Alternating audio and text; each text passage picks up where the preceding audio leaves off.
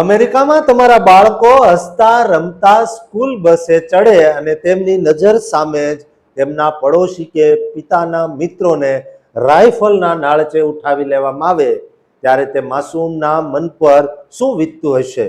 શું એક મહેનતુ શ્રમિકની આખી જિંદગી માત્ર એક અનમાર્ક ગાડી અને કાળા જેકેટમાં આવેલા એજન્ટો પળવારમાં છીનવી શકે? આ એવા સમાચાર છે જે સાંભળીને તમારો આત્મા પણ કંપી જશે. અત્યારે અમેરિકાના ન્યુયોર્ક રાજ્યના ગ્રીન કાઉન્ટીમાં આવેલા ટેનર્સવિલે નામના શાંત નગરમાં એક એવી ઘટના બની જેણે સમગ્ર ઇમિગ્રન્ટ સમુદાયના હૃદયમાં એક ભયાનક ફફડાટ અને આઘાત પેદા કરી દીધો છે.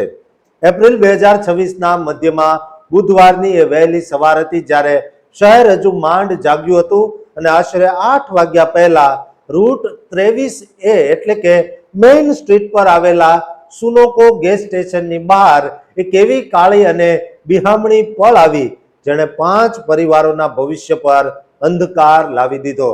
મલ્ટિપલ આઈસ એજન્ટો જેવો અત્યંત આધુનિક ટેક્ટિકલ જેકેટ અને હાથમાં ઘાતક રાઇફલ્સ સાથે સજ્જ હતા. તેઓ એક અજાણી ડાર્ક બ્લુ રંગની ડોઝ દુરંગો કારમાં ત્રાટક્યા હતા. આ એજન્ટોએ બહુ જ આયોજનબદ્ધ રીતે પેન્ટર્સના એક જૂથને નિશાને લીધું જેઓ ત્યાં પોતાના કામ પર જવાની તૈયારીમાં ઊભા હતા. સૌથી વધુ હૃદયદ્રાવક બાબત એ છે કે જ્યારે આ ધરપકડ થઈ રહી હતી ત્યારે બરાબર તે જ સમયે ત્યાંથી પસાર થતી સ્કૂલ બસમાં બેઠેલા નિર્દોષ બાળકોએ પોતાની નજર સામે આ ભયાનક દ્રશ્ય જોયું. એજન્ટો દ્વારા લોકોને રાઇફલ બતાવીને ગાડીમાં પૂરવામાં આવતા જોઈને આ માસૂમ બાળકોના મન પર જે ટ્રોમા અને આઘાત ફેલાયો છે તેની કલ્પના કરવી પણ અશક્ય છે.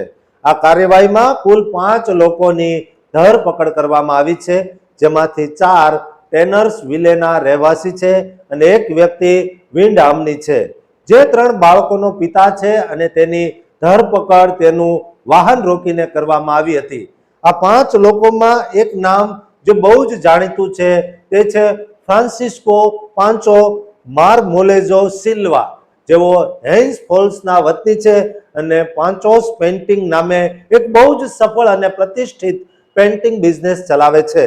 સ્થાનિક વકીલ ગ્રેગ લુબો અને પાંચોના દીકરાએ સોશિયલ મીડિયા પર બહુ જ રોષ સાથે જણાવ્યું છે કે આ પાંચો ભલે અનડોક્યુમેન્ટેડ હોય પણ તે આ દેશનો એક અત્યંત જવાબદાર નાગરિક છે જે વર્ષોથી અહીં ઘર ધરાવે છે, ટેક્સ ભરે છે અને સમાજમાં ઊંડા મૂળ ધરાવે છે.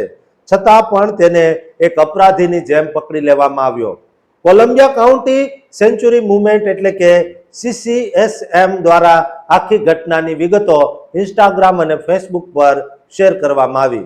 તેઓ આને માનવ અધિકારોનો અત્યંત અતિરેક ગણાવી રહ્યા છે. સ્થાનિક સત્તાવાળાઓમાં પણ આ મુદ્દે બહુ મોટો વિવાદ છે. હન્ટર ટાઉન સુપરવાઇઝર શોન મેહોનીએ કહ્યું છે કે તેમને આ વિશે કોઈ જ જાણ નહોતી જ્યારે ગ્રીન કાઉન્ટીના શેરીફ પીટ કુસ્મિન્સ્કીએ સ્વીકાર્યું છે તેમને ખબર હતી પણ તેમણે આઈસ સાથે કોઈ સહયોગ કર્યો નથી. પકડાયેલા લોકોને અત્યારે ફેટાવિયાના ફેડરલ ડિટેન્શન સેન્ટરમાં રાખવામાં આવ્યા હોવાની ચર્ચા છે.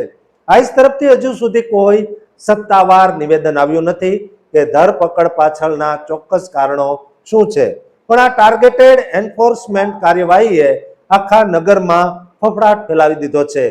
લોકો અત્યારે પોતાના બાળકોને બહાર મોકલતા પણ ડરી રહ્યા છે કારણ કે જાહેર સ્થળે અને બાળકોની હાજરીમાં આ પ્રકારની આક્રમક ધરપકડ એ અમેરિકાની છબી પર એક બહુ મોટો પ્રશ્નાર્થ ચિહ્ન છે. CCSM અત્યારે હોટલાઇન ચલાવી રહી છે અને લોકોને તેમના અધિકારો વિશે જાગૃત કરી રહી છે. વોરંટ વગર દરવાજો ન ખોલવો અને ચૂપ રહેવાનો અધિકાર દોસ્તો વાપરવો જોઈએ. દોસ્તો આપણા ઇમિગ્રન્ટ્સ લોકોને આ વિડીયો શેર કરજો અને તેમને આજથી સતર્ક અને સાવધ રહેવાની અપીલ કરજો અને આ ચેનલને સબસ્ક્રાઇબ કરવાનું ચૂકતા નહીં.